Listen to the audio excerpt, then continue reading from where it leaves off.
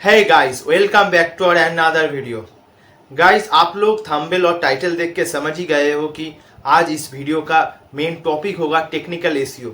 ये एक पूरा टेक्निकल एसईओ का एक फुल क्रैश कोर्स होने वाला है, 1.5 घंटे का एक कोर्स होने वाला है। ठीक है, तो चलिए आज का वीडियो स्टार्ट करते हैं। स्टार्ट करने से पहले कुछ डिस्क्लेमर देना है मुझे, क्योंकि मेरा नाम है रितम देवनाथ एंड मैं बिलोंग करता हूँ वेस्ट बंगाल से। मदर लैंग्वेज है मेरा बंगाली। तो मेरा उतना हिंदी उतना फ्लुएंट नहीं है, लेकिन ज़्यादा रीच पाने के लिए मैं अभी हिंदी में वीडियो बना रहा हूँ। ठीक है, तो अगर कुछ भूल चूक हो जाए तो हिंदी लैंग्वेज पे तो माफ़ कर देना। ठीक है, और देखिए गाइस, मेरा और एक भी परिचय है। मैं इस लाइन पे एसीओ इंडस्ट्री पे पिछले 3 सालों से काम कर रहा हूँ। तो मेरा टेक्निकल एसीओ पे मेरा एक्सपर्टीज भी है, मेरा नॉलेज भी है, और मैं चाहूँगा इस वीडियो से आप लोग भी थोड़ा नॉलेज गैदर कर पाओ। तो इसलिए मेरा इस वीडियो का मेन ऑब्जेक्टिव ही है फुल नॉलेज शेयर करना। एंड मैं गारंटी देता हूँ, अगर इस वीडियो को आप लोग अगर पूरा वीडियो देख लेते हो तो आप लोगों के पास, आप लोगों के लिए टेक्निकल एसईओ बहुत आसान हो जाएगा। और कोई भी कुछ प्रॉब्लम अगर कंफ्यूजन अगर आप लोगों को हो तो ऑब्वियसली मेरा जो कमेंट सेक्शन है, कमेंट सेक्शन पे कमेंट कर देना। तो चलिए गाइस, आज का वीडियो स्टार्ट करते हैं। गाइस, हम लोग लैपटॉप स्क्रीन पे आ गए हैं। तो आज का जो वीडियो का जो टॉपिक को हम लोग इस वीडियो में डिस्कस करेंगे, तो उसका एक व्यू मैं फर्स्ट में ही आप लोगों को दे देना चाहता हूँ। ठीक है, तो मेरा हिंदी उतना अच्छा नहीं है, मैंने तो फर्स्ट ही आप लोगों को बोल दिया, तो थोड़ा एडजस्ट कर लेना, लेकिन प्रॉपर नॉलेज मिलेगा, ये मेरा गारंटी है आप लोगों से। ठीक है, तो फर्स्ट ऑफ ऑल हम लोग डिस्कस करेंगे कि what is technical SEO, how search engine crawl index and rank. मतलब टेक्निकल एसईओ क्या होता है और सर्च इंजन कैसे, एक सर्च इंजन का प्रोसेस क्या होता है क्रॉल करने के लिए, इंडेक्स करने के लिए, रैंक करने के लिए। ठीक है, तो उसके बाद हम लोग डिस्कस करेंगे गाइस क्रॉलेबिलिटी एंड इंडेक्सिंग कंट्रोल। वहां पर हम लोग यूज करेंगे, हम लोग डिस्कस करेंगे रोबोट टीएक्सटी क्या होता है, साइट मैप क्या होता है, no index no follow and meta robots जो टैग होता है उसका क्या फायदा है, उसका क्या डिसएडवांटेज है, ये सब डिस्कस करेंगे। कैनोनिकल टैग्स क्या है, इसके बारे में डिस्कस करेंगे। क्रॉल बजट ऑप्टिमाइजेशन हम लोग कैसे कर सकते हैं, ये सब हम लोग इसमें डिस्कस करेंगे। ठीक है, उसके बाद इस वीडियो के अंदर हम लोग डिस्कस करेंगे कि कोर वेब वाइटल क्या होता है। ठीक है, और एलसीपी, आईएनपी, सीएलएस का जो डेफिनेशन है उसको कैसे ऑप्टिमाइज किया जाता है, ये सब हम लोग डिस्कस करेंगे। उसके बाद हम लोग डिस्कस करेंगे स्ट्रक्चरल डेटा अर्थात स्कीमा। स्कीमा क्या होता है, जेसोनली इम्प्लीमेंटेशन आप लोग कैसे कर सकते हो, ये सब हम लोग डिस्कस करेंगे। उसके बाद हम लोग डिस्कस करेंगे कि एरर्स वगैरह क्या होता है, उसका फिक्सेस के बारे में हम लोग डिस्कस करेंगे। ठीक है, तो देखिए, ये जो आप लोग टॉपिक देख पा रहे हो ना, इसका हर हर टॉपिक के लिए मैं एग्जाम्पल दूंगा कि कैसे रियल लाइफ प्रोजेक्ट पे कैसे ये इम्प्लीमेंट होता है, और कैसे इसको मतलब जो एरर्स होता है ऑप्टिमाइजेशन कैसे करा जाता है ना, वो सब आप लोगों को मैं एग्जाम्पल देके आप लोगों को बोलूंगा। ठीक है, तो चलिए आज का वीडियो स्टार्ट करते हैं। तो फिर से मैं बोलता हूँ, थोड़ा एडजस्ट कर लेना हिंदी से, लेकिन मेरा जो नॉलेज है, नॉलेज आप लोगों को पूरा दूंगा। ठीक है, तो first of all technical SEO क्या होता है। ठीक है, टेक्निकल एसईओ क्या होता है, देखिए, सर्च इंजन ऑप्टिमाइजेशन आप लोगों को शायद पता ही होगा, इसलिए आप लोग इस वीडियो का थंबनेल और जो टाइटल देखने के बाद आप लोग टेक्निकल एसईओ के बारे में जानने के लिए इस वीडियो के आए हो। ठीक है, तो सर्च इंजन ऑप्टिमाइजेशन आप लोगों को तो पता ही है। तो उसका सर्च इंजन ऑप्टिमाइजेशन तीन जो पार्ट होता है, of page, on page, technical SEO. इतना दिन मतलब आज से 10 साल से, हाँ, 10 से 12 साल से ना टेक्निकल एसईओ का उतना उतना मतलब एडवांटेज नहीं था। एडवांटेज था उतना, मतलब क्या बोले, उतना जरूरत नहीं था, क्योंकि एसीओ के अंदर कंपटीशन थोड़ा कम था। ऑन पेज ऑफ पेज करने से एसीओ के सर्च इंजन ऑप्टिमाइजेशन का जो प्रोसेस है उसका 70% हो जाता था। ठीक है, लेकिन मैं आप लोगों को बोलना चाहूंगा कि टेक्निकल एसीओ अब बहुत बहुत जरूरत हो गया है, क्योंकि अब देखिए ना, on page end of page ACO इतना इजी है कि हर ओनर आपका अपना वेबसाइट के अंदर ये सब इंप्लीमेंट कर देता है। लेकिन टेक्निकल एसईओ के अंदर अभी भी मतलब बहुत ज्यादा लोग नहीं पता, ज्यादा लोगों को नहीं पता उतना टेक्निकल एसईओ, ठीक है। तो वो लोग नहीं कर पाते, तो गूगल गूगल क्या कर रहा है, टेक्निकल एसईओ को ज्यादा वैलिडेशन दे रहा है। जो टेक्निकल एसईओ में जो वेबसाइट स्ट्रांग हुआ, उसका रैंकिंग जल्दी से आएगा। इसका मतलब क्या है, टेक्निकल एसईओ आप लोगों को जानना होगा। और एक भी फायदा है, टेक्निकल एसईओ के अंदर अगर कुछ फॉल्ट हो गया ना, अगर आप लोग नहीं पकड़ पाए कि टेक्निकल एसईओ के अंदर क्या क्या हो रहा है, क्या फॉल्ट है, तो ना आपका वेबसाइट का बहुत ही मतलब गंदा एक इफेक्ट पड़ेगा। क्योंकि अगर 404 एरर हो जाता है, 404 एरर हो जाता है, क्रॉलिंग एरर हो जाता है, तो इसके बाद आप लोगों का ट्रैफिक बहुत ही गंदा तरीके से डिक्रीज हो जाएगा, ठीक है। तो how search engine crawl and index and rank. तो आप लोगों को पता ही होगा, गूगल एक सर्च इंजिन है, उसकी तरह बिंग भी एक सर्च इंजिन है, ठीक है। तो ये सब सर्च इंजिन का एक अपना एक बॉट होता है, गूगल का गूगल बॉट है, ठीक है। तो आप अगर जब आपका वेबसाइट और एक वेब पेज जब गूगल के अंदर जाएगा, पब्लिश होगा, उसके बाद गूगल का बॉट आएगा।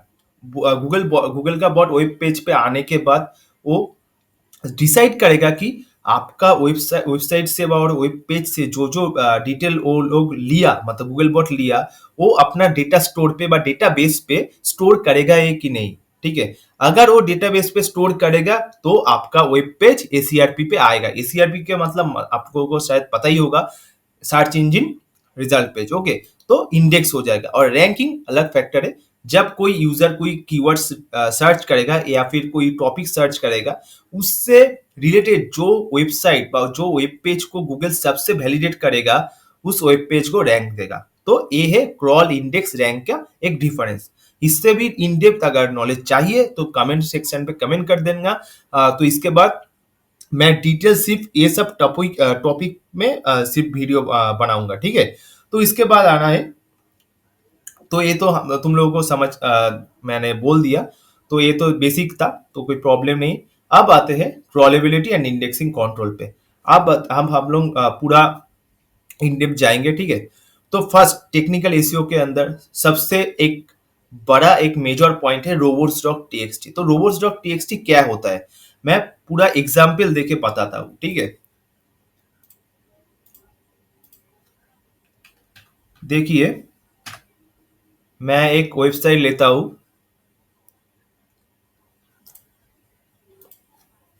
इसके अंदर यूआरएल पे जब हम लोग लिखेंगे, ऐसे ही देखा, ऐसे ही सर्च किया जाता है रोबोट टीएक्सटी आपका वेबसाइट पे है कि नहीं, ओके।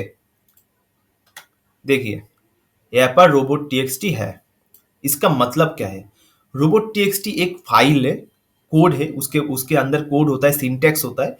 वो सिंटैक्स को लेके एक फाइल है। जैसे हम लोग नोटपैड पे एक टेक्स्ट फाइल क्रिएट करते हैं ना, या फिर गूगल फाइल्स, एक फिर गूगल शीट एक क्रिएट करते हैं, वैसे ही एक टेक्स्ट पे एक कोड सिंटैक्स देके रोबोट टीएक्सटी का एक फाइल होता है, ठीक है। रोबोट टीएक्सटी का मेन काम होता है क्रॉल बा इंडेक्सिंग कंट्रोल करना, ठीक है। तो देखिए, एक सिंटैक्स होता है, ये पूरा डिफॉल्ट सिंटैक्स होता है, user hyphen agent colon space star. First ये बोल देता हूं, जो ये जो स्टार होता है ना, ये यूज होता है सब क्रॉलर के लिए, सब बॉट के लिए यूज होता है। मतलब बॉट सिर्फ गूगल का बॉट नहीं है, बिंग सर्च इंजन भी होता है, बिंग का भी बॉट होता है, एचरेप का भी बॉट होता है। तो बहुत सारा प्लेटफॉर्म के बॉट होता है। तो स्टार का मतलब है स्पेसिफिकली हम लोग गूगल को इंस्ट्रक्ट कर रहे हैं कि मेरा ये जो मेरा यहाँ पर जो इंस्ट्रक्शन मैं दूंगा, ये फॉलो होना चाहिए पूरा ऑल क्रॉलर के लिए, पूरा ऑल बॉट के लिए, ठीक है। तो देखिए, मेन काम होता है रोबोट टीएक्सटी का, हम लोग सर्च इंजन को इंस्ट्रक्शन देते हैं। इंस्ट्रक्शन देने के लिए मेनली रोबोट टीएक्सटी काम होता है। मतलब रोबोट टीएक्सटी का काम यही होता है कि सर्च इंजन को इंस्ट्रक्शन देना, ठीक है। तो देखिए, यहाँ पर हम लोग क्या इंस्ट्रक्शन दिए, स्टार का मतलब है ऑल बॉट के लिए, ठीक है। डिसअलाउ कोलोन स्पेस एक स्लैश दिया 404। इसका मतलब क्या है, ये पहले हम लोग को समझना होगा। देखिए, डिसअलाउ मैंने हम लोग बोलना चाहते हैं सर्च इंजन को कि हम लोगों के लिए जो जिस ये जो स्लैश देख रहे हो ना आप लोग, स्लैश जो होता है ये होता है पाथ के लिए, पाथ का साइन होता है, ठीक है। जैसे कि देखते हो, ये देखो, मैं दिखाता हूं, ये देखो, इस वेबसाइट को देखो, थोड़ा यूआरएल को देखो, www.physiobishwanath.in/, ये जो स्लैश होता है ना एक पाथ होता है, ठीक है। इसके बाद ही आप लोग देख सकोगे कि अबाउट अस पेज होगा, कॉन्टेक्ट अस पेज होगा, वैसे एक पाथ होता है। अगर हम लोग चाहते हैं कि 404 पेज का तो कोई काम नहीं होता, तो 404 पेज को हम लोग इंडेक्स नहीं करवाना चाहते, ठीक है। तो उस टाइम हम लोगों को क्या करना होगा, ये जो डिसअलाउ होता है, डिसअलाउ के बाद कोलोन, कोलोन के बाद स्पेस, उसके बाद स्लैश, स्लैश मैंने पाथ, पाथ उसके बाद 404 दे दिया। इसका मतलब ये हम लोग सर्च इंजन को बोल रहे हैं कि 404 पेज हम लोग नहीं इंडेक्स करना चाहते हैं, तुम क्रॉली मत करो, ठीक है। ये है मेन काम। उसके बाद देखो ऐसे करके बहुत सारा डीजल हम लोग मैंने किया, ये मेरा खुद का ही वेबसाइट है, इसके अंदर बहुत सारा पेज मैं डिसअलाउ करके दिया है। उसके बाद देखो अलाउ करके दिया है, ठीक है। अलाउ करके क्यों दिया, बहुत बहुत टाइम ऐसा होता है कि हम लोग गूगल सर्च कंसोल पे इंस्पेक्शन पे यूआरएल, नया एक पब्लिश यूआरएल को दे देते कि, लेकिन उसके बाद भी ना, उसके बाद भी इंडेक्स नहीं होता। उस टाइम ऑप्टिमाइज करने के लिए ये अलाउ बटन, अलाउ हम लोग मैनुअली लिख देते हैं रोबोट टेक्स्ट के, ठीक है। उसके बाद हम लोग क्या देते हैं, ये देखो स्लैश कोलकाता, कोलकाता मतलब उसका पाथ, उसके बाद फिर से स्लैश फिजियोथेरापी क्लिनिक कोलकाता, मतलब ये है main URL, Kolkata slash physiotherapy hyphen clinic Kolkata, ये है मेन यूआरएल, ठीक है। तो देखिए इसका मतलब है हम लोग इस पेज को सर्च इंजन को बोलना चाहते हैं कि इस पेज को तुम क्रॉल करो भाई और इंडेक्स करवा दो, ठीक है। उसके बाद एक फॉर्मेट होता है, हम लोग ना इसके नीचे ना साइट मैप भी देते हैं, लेकिन साइट मैप क्या होता है वो हम लोग बोलते हैं, हम लोग डिस्कस करेंगे इस वीडियो के अंदर, ठीक है। लेकिन साइट मैप फर्स्ट में बोलते हैं, ठीक है। साइट मैप तो क्या होता है, ये रोबोट टीएक्सटी चला गया, आप लोगों के पास क्लियर शायद हो गया, अगर नहीं क्लियर हो तो कमेंट कर देना, मैं एक बार आप लोगों को रिप्लाई दे दूंगा, ठीक है। तो रोबोट टीएक्सटी क्या है, रोबोट टीएक्सटी है, हम लोग रोबोट टीएक्सटी को एक इंस्ट्रक्शन देने के लिए, सर्च इंजन को इंस्ट्रक्शन देने के लिए हम लोग यूज करते हैं, ठीक है। ये आप लोगों को पूरा क्लियर कर दिया, ठीक है। तो इसके बाद हम लोग डिस्कस करेंगे साइट मैप एक्सएमएल, ओके। तो साइट मैप एक्सएमएल क्या होता है, तो साइट मैप एक्सएमएल एक्चुअली होता है, ये भी हम लोग जैसे कि रोबोट टीएक्सटी को जैसे हम लोग सर्च किए कि है कि नहीं, तो हम लोग वैसे सेम तरीके से हम लोग साइट मैप देखेंगे। देखो ये है साइट मैप, साइट मैप और कुछ नहीं, साइट मैप एक है रोड मैप, वेबसाइट का एक रोड मैप। जब क्रॉलर या फिर सर्च इंजन का बॉट जब आएगा गूगल मतलब हम लोगों का वेबसाइट पे, तो कंफ्यूज हो जाएगा ना, देख कौन सा पेज पे जाऊं, कौन सा पेज को ज्यादा ज्यादा मैं डिस्कवर करूं, ज्यादा क्रॉल करूं, तो कंफ्यूज हो जाएगा। तो इसलिए हम लोग टेक्निकल एसईओ पे अंदर व वेबसाइट के अंदर अपना साइट मैप देते हैं, एक रूट मैप, क्रॉलर के लिए एक रूट मैप, जहां पर हम लोगों का पूरा जो वेबसाइट का जो जो जो पेज है वो लिस्टेड होता है, उसका भी एक डिफॉल्ट एक सेटिंग होता है, डिफॉल्ट एक तरीका होता है, जैसे कि ऐसा ऐसा एक कोड होता है, कोड के अंदर देखो फिजियो विश्वनाथ डॉट इन, ये हम लोग होम पेज है। उसके बाद देखो सब पेज का यूआरएल यहाँ पर दिया जाता है।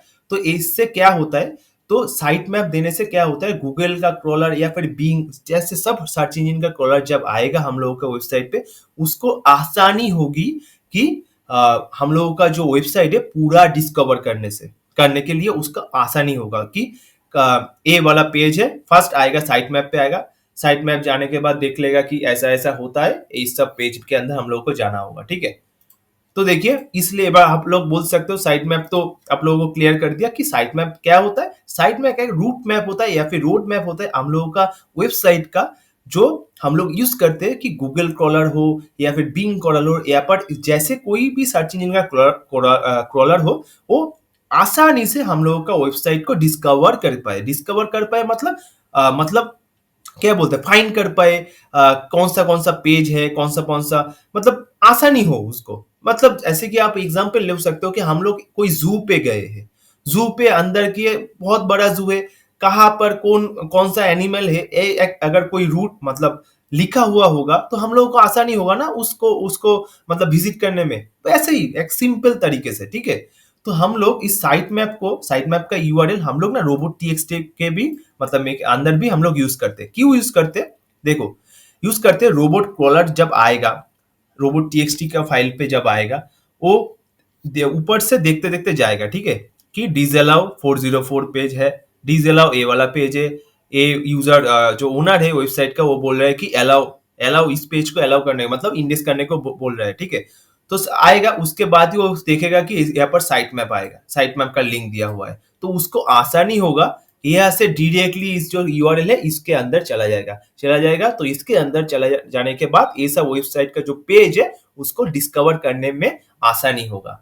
ये हो गया रोबोट टीएक्सटी और साइट मैप का फंडा हम लोगों का वेबसाइट के अंदर, ठीक है। एक टेक्निकल एसईओ का बहुत बड़ा एक चीज है, ज्यादातर वेबसाइट के अंदर ये चीज ही बहुत ऑप्टिमाइज नहीं, एकदम ही ऑप्टिमाइज नहीं होता, रोबोट टेक्सटी भी ठीक नहीं होता और उसके बाद साइट मैप भी ठीक नहीं होता, ठीक है।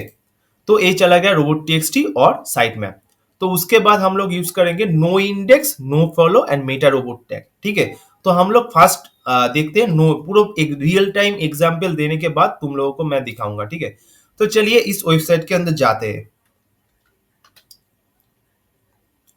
उसके जाने के बाद आप लोग व्यू पेज सोर्स कोड, मतलब इस वेबसाइट तो एक कोड से मतलब रेडी हुआ है, तो उस कोड को हम लोग देखना चाहते हैं। तो वो देखने के लिए क्रोम पे अंदर आओ, आने के बाद व्यू पेज सोर्स पे डायरेक्टली क्लिक करके जा सकते हो या फिर कंट्रोल यू क्लिक करने से भी आप लोग देख सकते हो, ठीक है। तो देखिए क्या है नो इंडेक्स टैग, फर्स्ट हम लोग यूज करते हैं नो इंडेक्स टैग। चलिए बात करते हैं। तो देखिए ए वाला लाइन देखिए, मैं थोड़ा जूम कर देता हूं, रुक जाइए। देखिए कहा गया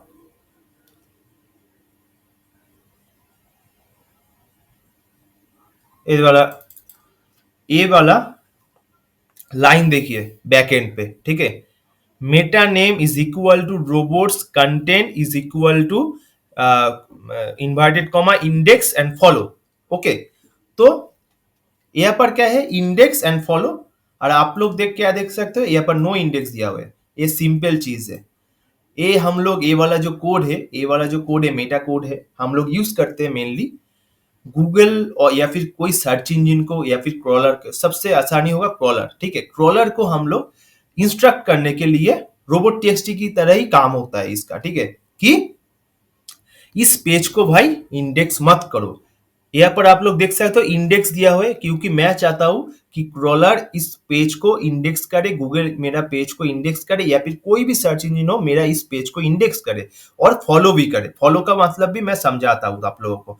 तो यहाँ पर जो इंडेक्स दिया हुआ है इसका मतलब है मैं चाहता हूँ कि इंडेक्स करो, ठीक है, इंस्ट्रक्शन दे रहा हूँ, ठीक है। अगर मैं चाहता हूँ कि ये वाला पेज मैं इंडेक्स नहीं करवाना चाहता, तो हम लोग यहाँ से नो इंडेक्स टैग देना होता है। तो ये हो गया एक डबल ऑप्टिमाइजेशन हो गया। मतलब एक पेज आप लोग सोचो कि आप लोगों का वेबसाइट के अंदर एक पेज है A2A ABC, एक पेज है जो किसी काम का नहीं है उतना, आप लोग नहीं चाहते उसको इंडेक्स करने के लिए। तो वो उस पेज को आप लोगों को क्या करना होगा, फर्स्ट रोबोट टीएक्सटी के अंदर देना होगा डिसअलाउ करके।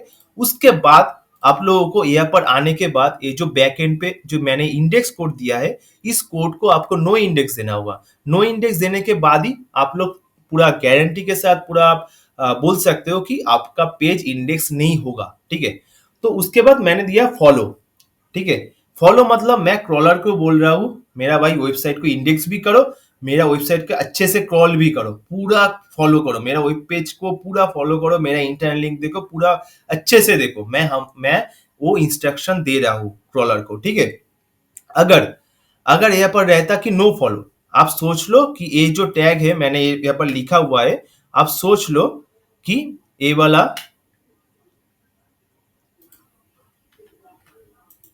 रुक जाइए थोड़ा, क्यों नहीं हो रहा है पता नहीं, आपको यहाँ पर ही दिखा देता हूं। अब सोचो कि ये वाला जो कोड है इसके अंदर मैं आप दे देता हूं नो इंडेक्स नो फॉलो, ठीक है। तो इसका मतलब है हम लोग सर्च इंजन को व क्रॉलर को बोल रहे हैं कि मेरा वेब पेज को इंडेक्स भी मत करो, मेरा वेब पेज को क्रॉल भी मत करो, ठीक है। तो यही काम होता है नो इंडेक्स नो फॉलो का। अगर कोई पूछे, अगर कोई तुम्हें कोई कंफ्यूजन हो, अगर कोई किसी को इंटरव्यू के अंदर तुम लोगों को आप लोगों को आंसर देना हो तो आप लोग ऐसा बोल सकते हो, no index and no follow या फिर फॉलो, ये सब टैग हम लोग यूज करते हैं। बैक एंड के अंदर मेटा कोड होता है, ये वाला चीज, ठीक है। तो ये लोग हम लोग यूज करते हैं। अगर हम लोग चाहते हैं कि एक वेब पेज को इंडेक्स नहीं करवाना चाहते और उसको क्रॉल भी करवाना नहीं चाहते, तो हम लोग दो तरीके से कर सकते हैं, और या फिर दोनों ही कर सकते हैं, ठीक है। या फिर और नहीं तो हम लोग ए वाला कोड यूज कर लेंगे वेब पेज का बैक एंड पे, या फिर हम लोग रोबोट टीएक्सटी के अंदर डिसअलाउ कर देंगे उस पेज को। ये दो अगर कर देते हैं तो हम लोग गारंटी के साथ बोल सकते हैं कि मेरा जो पेज है मेज इंडेक्स नहीं होगा, ठीक है। ये मैनुअली ऑप्टिमाइजेशन होता है, ओके। उसके बाद होता है कैनोनिकल टैग। उसके रुक जाओ, उसके बाद देखो मेटा रोबोट्स है। मेटा रोबोट्स टैग क्या होता है? ये भी बैकएंड का काम है। ये मेनली आप लोगों को डेवलपर के साथ डिस्कस करके ये सब करना होगा, ठीक है। देखो मेटा कोड क्या होता है, देखो मेटा, ये वाला एक मेटा कोड है, मेटा चार्ट सेट UTF-8, ये यूज होता है मोबाइल के लिए। मोबाइल आपका वेबसाइट या फिर वेब पेज मोबाइल फ्रेंडली हो, इसका इसके लिए हम लोगों को ये वाला चीज यूज करना होता है। ये वाला, ये दो लाइन हम लोगों को यूज करना होता है, ये यूज करना होता है मोबाइल फ्रेंडलीनेस के लिए, ठीक है। तो उसके बाद देखो ये हो गया मेटा टाइटल, ठीक है। इसके मेटा डिस्क्रिप्शन, मेटा कीवर्ड्स, ये जो मेटा, ये भी एक मेटा कोड है। और देखो ओपन ग्राफ टैग्स, ट्विटर का tags, open graph tag. Open graph tags, Twitter का टैग्स क्या होता है? जब तुम कोई वेब पेज का लिंक अगर फेसबुक के अंदर या फिर वेब व्हाट्सएप पे कोई शेयर करने जाओ ना, तो उस टाइम ना देखोगे कि एक इमेज भी आता है, ठीक है। वो इमेज सिर्फ ऑटोमेटिक नहीं आता गाइस, ठीक है। वो इमेज इस बैकग्राउंड पे अंदर ये सब टैग दिया होता है, तो इसलिए इमेज आता है। अगर एक टैग नहीं दिया होगा तो सिर्फ यूआरएल शेयर होगा, उसके साथ इमेज शेयर नहीं होगा। तो मेटा टैग्स व मेटा कोड ऐसा भी होता है, ठीक है। इसके इससे भी यदि अगर अगर इन डेप्थ आप लोग चाहते हो तो कमेंट सेक्शन में कमेंट कर देना, मैं मेटा टैग्स के लिए एक पूरा होल इन डेप्थ वीडियो भी बना दूंगा, ठीक है। तो उसके बाद हम लोग, कितना टाइम हुआ? 21 मिनट हो गया गाइस, बहुत लंबा होगा इस वीडियो का। तो देखो इसके बाद हम लोग डिस्कस करेंगे कैनोनिकल टैग्स, ठीक है। तो कैनोनिकल टैग्स क्या होता है, चलो ये फिर हम लोग पूरा देखते हैं, ठीक है। ये थोड़ा हम लोग वो कर देते। देखिए गाइस, ये मेरा एक पेज है, मेरा एक वेबसाइट है, वेबसाइट का होम पेज है। जैसा स्ट्रक्चर है या फिर जैसा मतलब वो क्या बोलते हैं कंटेंट है, देखिए ये पूरा कंटेंट है। अगर गलती से या फिर हम लोगों को चाहिए और एक पेज, ऐसा ही कि एक पेज लोग, जब आप समझ सकते हो कि ऐसा ही एक टाइटल के साथ हम लोग एक पेज बना दिया, ठीक है। कोई जरूरत नहीं होता लेकिन पेज बना दिया। अचानक से बहुत सारा शॉपिफाई होता है, वर्डप्रेस होता है, वो पर बहुत सारा ये सब पेज होता है, ठीक है। जैसे कि टैक्स पे, कैटेगरी पेज पे ऐसा एक पेज हो जाता है। आप लोग चाहे या ना चाहे तो हो जाता है अगर नहीं कंट्रोल कर पाए, ठीक है। तो इसके लिए मतलब अगर दो पेज, समझ सकते हो, अगर पहले समझिए इसका पेज का जो कंटेंट है, जो स्ट्रक्चर है, ठीक है, इसका कंटेंट से और फिर पेज से, पेज का स्ट्रक्चर से या फिर 80 और 90% है, फिर 70% सिमिलर एक अलग वेब पेज हो गया, ठीक है। पकड़ लीजिए कि मैं दिखाता हूं, ये वाला मेरा अबाउट अस पेज है, ठीक है। अब समझ लीजिए इस पेज का कंटेंट जो है, कंटेंट यहाँ पर भी हो गया, ठीक है। लेकिन जो यूआरएल है, यूआरएल अबाउट अस का है, लेकिन जो कंटेंट है, कंटेंट आ गया होम पेज का, ठीक है। तो इस टाइम आएगा कैनोनिकल का यूज। कैनोनिकल का यूज क्या है, चलिए मैं एक बार बोल देता हूं, ठीक है। कैनोनिकल टैग का यूज मेनली होता है अगर एक सेम सेम कंटेंट के साथ या फिर सेम स्ट्रक्चर के साथ एक से ज्यादा वेब पेज अगर आपका वेबसाइट पे हो, तो फिर गूगल उसको डुप्लीकेट मानता है या फिर थीन कंटेंट मानता है। तो ऐसा होगा तब कि आपका होम पेज भी इंडेक्स नहीं होगा, साथ साथ अबाउट अस पेज भी इंडेक्स नहीं होगा, क्योंकि गूगल कंफ्यूज हो जाएगा कि कौन सा वाला ओरिजिनल पेज है, ठीक है। तो इसलिए हम लोग गूगल को गूगल को इंस्ट्रक्ट करते हैं कि ये मेरा मेन पेज है। तो दिखाता हूं तो आप लोगों को मैं फिर से बैक एंड कोड पे जाता हूं। तो देखिए यहाँ पर कैनोनिकल टैग क्या दिया हुआ है, ये देखो, जूम करके दिखाता हूं आप लोगों को। अब समझ सकते हो ना? अगर नहीं समझे तो कमेंट कर देना, मैं रिप्लाई कर दूंगा। फिर से मैं बोलता हूं, ये वाला एक पेज है, ये मेरा होम पेज है। इस कंटेंट के साथ 70-80% सिमिलरिटी हो गया अबाउट अस पेज का। यूआरएल अलग है लेकिन कंटेंट सेम आ रहा है। इस टाइम पे गूगल क्या करेगा, दोनों पेज के अंदर एक पेज को भी इंडेक्स नहीं कर पाएगा। वो एक तो हम लोगों के लिए प्रॉब्लम हो जाएगा ना, इंडेक्स नहीं होगा, होम पेज इंडेक्स नहीं होगा, अबाउट अस पेज इंडेक्स नहीं होगा।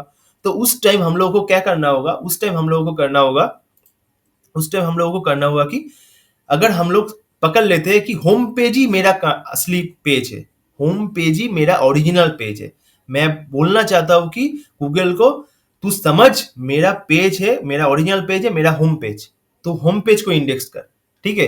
तो उस टाइम उस मतलब इंस्ट्रक्शन के लिए हम लोगों को बैकएंड के अंदर link less than link rel is equal to inverted comma canonical tag हम लोग इंस्ट्रक्ट कर रहे हैं इस वेबसाइट का यूआरएल https://physioviswanath.in, मतलब होम पेज का यूआरएल। मतलब मेरा होम पेज ओरिजिनल पेज है, मैं गूगल को सर्च इंजन को बोल दिया कि ये मेरा ओरिजिनल पेज है। अगर अगर समझो, दूसरा चीज समझो, अगर ऐसा हो जाता कि अबाउट अस पेज के अंदर जो आप सोच लो कि अबाउट अस का जो पेज का कंटेंट है, ए वाला मेन कंटेंट है, ए मेरा ओरिजिनल पेज है, उस टाइम हम लोगों को क्या करना होगा, उस टाइम करना होगा कि इसका जो बैकएंड है, इसका बैकएंड के अंदर जाके जो कैनोनिकल टैग है, कहा गया ये जो कैनोनिकल टैग है, इस कैनोनिकल टैग को इस सेल्फ यूआरएल देना होगा, मतलब अबाउट अस का यूआरएल ही यहाँ पर मेंशन कर देना होगा। ये करने से सर्च इंजन समझ लेगा कि दोनों जो सिमिलर पेज है या फिर दोनों जो डुप्लीकेट पेज है, उस पेज के अंदर मेन पेज है ये वाला पेज। समझ सकते हो ना? अगर कोई कंफ्यूजन हो तो ऑब्वियसली कमेंट सेक्शन में कमेंट कर देना, मैं रिप्लाई देके और भी क्लियरली इन डेप्थ आप लोगों को समझ मतलब क्लियर कर दूंगा, नॉलेज दे दूंगा। ठीक है? अब हम लोग को समझना होगा कि क्रॉल बजट क्या है, क्रॉल बजट ऑप्टिमाइजेशन, इस टॉपिक के अंदर हम लोग अभी डिस्कस करेंगे। तो फर्स्ट ऑफ ऑल हम लोगों को समझना होगा कि क्रॉल बजट क्या होता है। क्रॉल बजट होता है कि गूगल का पकड़ लो, कोई दूसरा कोई सर्च इंजन का नहीं पकड़ना है। ठीक है? गूगल के अंदर तो हर डे बिलियंस बिलियंस मिलियंस में पेज आ रहा है, पेज पब्लिश हो रहा है। तो गूगल का जो क्रॉलर है, क्रॉल कर रहा है ना, तो आप समझ लो कि आप खुद आपका जो वेबसाइट है, वेबसाइट के अंदर एक साथ एक दिन के अंदर 10,000 पेज पब्लिश कर दिए। तो अगर 10,000 पेज क्रॉल करने आया गूगल एक दिन के अंदर, तो उसको तो टाइम लगेगा ना। लेकिन उस टाइम के अंदर तो आपको ही मतलब आप 100% अगर टाइम होगा गूगल के पास, तो उसके अंदर अगर 30% 50% सिर्फ आपको ही दे दिया, तो मतलब अदर्स जो वेबसाइट होगा उसको कैसे क्रॉल करेगा, है ना? तो इसलिए इस प्रॉब्लम के लिए गूगल या फिर कोई भी सर्च इंजन का क्रॉलर हो, वो लोग क्रॉल बजट का एक एक बजट पकड़ लेता है कि एक वेबसाइट के लिए हम लोग इतना बजट देंगे मतलब एक वेबसाइट के अंदर अगर 10 पेज होगा या फिर 100 पेज होगा, उसके अंदर हर डे हम लोग जाएंगे, सिर्फ 10 पेज ही क्रॉल करेंगे। ठीक है? और 100 पेज को पूरा 5 दिन के अंदर हम लोग पूरा उसका वेबसाइट को क्रॉल कर देंगे। ठीक है? समझ नहीं पाए आप लोग? तो चलिए मैं दिखाता हूं आपको। ठीक है? तो फर्स्ट ऑफ ऑल इसके लिए हम लोगों को देखना होगा, फर्स्ट समझ आप लोगों को नॉलेज देने के लिए मुझे जाना होगा sitemap.xml, क्योंकि यहाँ पर मेरा सब पेज लिस्टेड है ना।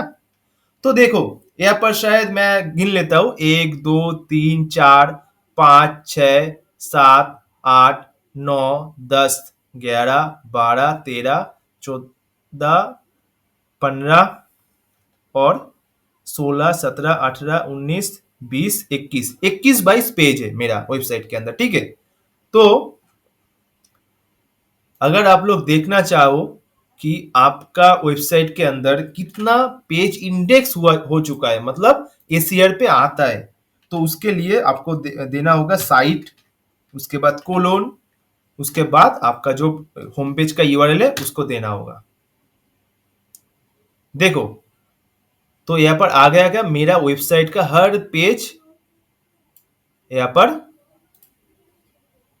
इंडेक्स, मतलब 21 पेज ऑलरेडी गूगल पे लिस्टेड हो चुका है, मतलब इंडेक्स हो चुका है। ठीक है, अब आप लोगों को मैं दिखाना चाहता हूं और एक चीज समझने के लिए, सर्च कंसोल।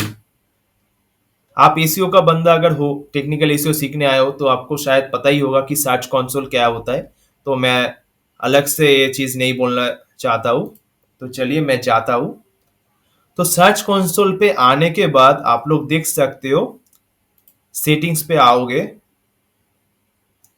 सेटिंग्स पे आने के बाद क्रॉल स्टैट्स करके एक ऑप्शन मिल जाएगा आपको, ओपन रिपोर्ट करना। तो उसके बाद आप लोग देख सकते हो कि एक ग्राफ, ठीक है, ये देखो 9 जुलाई को 9 क्रॉल गया है, क्रॉल हुआ है। ठीक है, उसके पहले 8 क्रॉल हुआ है, उसके पहले 10 क्रॉल हुआ है। एक क्या है पता है आप लोगों को, क्या समझ, मतलब मैं बोला क्या कि क्रॉल बजट क्या होता है वेबसाइट के अंदर। अगर आप लोगों के पास 30 या फिर 20 या फिर जितना भी पेज हो, गूगल हर पेज को एक दिन के अंदर क्रॉल नहीं करेगा, क्योंकि गूगल का क्रॉलर के अंदर वो प्रेशर हो जाएगा। तो इसलिए इसलिए गूगल का क्रॉलर का एक बजट सेट होता है हर एक वेबसाइट के लिए। ठीक है, तो मेरा वेबसाइट के अंदर क्या हो रहा है, 21 पेज है, लेकिन हर डे कितना क्रॉल हो रहा है, सिर्फ 9। यहाँ पर देख सकते हो 9 क्रॉल हो रहा है, 8 क्रॉल हो रहा है। तो यही है मेरा बजट, यही है मेरा क्रॉल बजट। गूगल फिक्स कर देता है कि मेरा मेरा वेबसाइट के लिए गूगल बोल रहा है कि तेरा वेबसाइट के अंदर मैं जाऊंगा, डेली आऊंगा, 7-8 पेज को मैं क्रॉल करूंगा। ठीक है, तो मतलब पूरा 21 पेज को क्रॉल करने के लिए कितना डे लगेगा, आप लोग कमेंट करके बताओ, क्योंकि मैं बोलता हूँ कितना टाइम लगेगा, 2-3 दिन के अंदर मेरा पूरा वेबसाइट का क्रॉल हो जाएगा। यही है क्रॉल बजट। ठीक है, इसका ऑप्टिमाइजेशन कैसे करा जाता है वो तो मैं लास्ट पे आप लोगों को बोलूंगा, तो आप लोग सिर्फ ये समझ लो अभी। ठीक है, तो इसके बाद हम लोग क्या डिस्कस करेंगे, सबसे वाइटल पॉइंट आज के एसीओ का मार्केट के अंदर। ठीक है, वो है स्पीड एंड परफॉर्मेंस। ठीक है, उसके अंदर आता है core web vital, page speed optimisation, image optimisation, minify CSS, JS and HTML. तो ये चीज समझने के लिए फिर से मेरा वेबसाइट के अंदर आना होगा। ठीक है, चलो, तो ये पकड़ लो मेरा होम पेज है। ठीक है, ये मेरा होम पेज है। तो ये वेबसाइट अगर एक अलग यूजर अगर फर्स्ट टाइम आए इस वेब पेज के अंदर, तो वेब पेज लोड होने के लिए कितना समय लग रहा है, उसका जो मैट्रिक्स वगैरह है उसको ही हम लोग बोलते हैं कोर वेब वाइटल। ठीक है, और कोर वेब वाइटल को हम लोग डिफाइन करते हैं 3 चीजों से, एलसीपी, आईएनपी, सीएलएस। एलसीपी क्या होता है, आईएनपी क्या होता है, सीएलएस क्या होता है, आप लोगों को पूरा एग्जाम्पल देके मैं बताने वाला हूँ अभी। तो अब 2 तरीके से आप लोग चेक कर सकते हो। तो अभी हम लोग चेक करते हैं सिस्टम से, मैनुअली चेक करते हैं। ठीक है, तो इसको चेक करने के लिए हम लोगों को क्रोम पे आना होगा, नीचे आना होगा। यहाँ पर देखो मोर टूल करके एक ऑप्शन है, यहाँ पर देखो डेवलपर टूल करके एक ऑप्शन है, एक क्लिक कर देना। एक क्लिक करने के बाद देखो सब कुछ देखो, एक क्लिक करने के बाद दिखा दिया कि एलसीपी क्या है, सीएलएस कितना है और आईएनपी कितना है। लार्जेस्ट एलसीपी का फॉर्म है लार्जेस्ट कंटेंट पुल पेंट। ठीक है, और एक है सीएलएस, कम्युलेटिव लेआउट शिफ्ट, और एक इंटरेक्शन टू नेक्स्ट पेंट। हर की चीज मैं आपको बताने वाला हूं अब।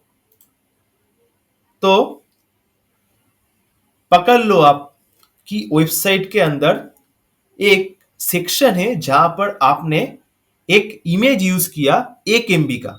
1 MB मतलब बहुत है, मतलब बहुत भारी एक इमेज है।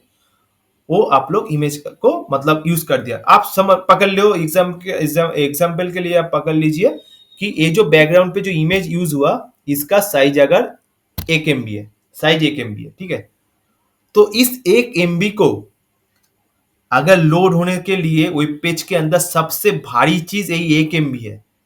सबसे भारी साइज का कुछ अगर वेब पेज के अंदर यूज हुआ है, वो है 1 MB का इमेज। तो वो हो गया आपका लार्जेस्ट कंटेंटफुल पेज।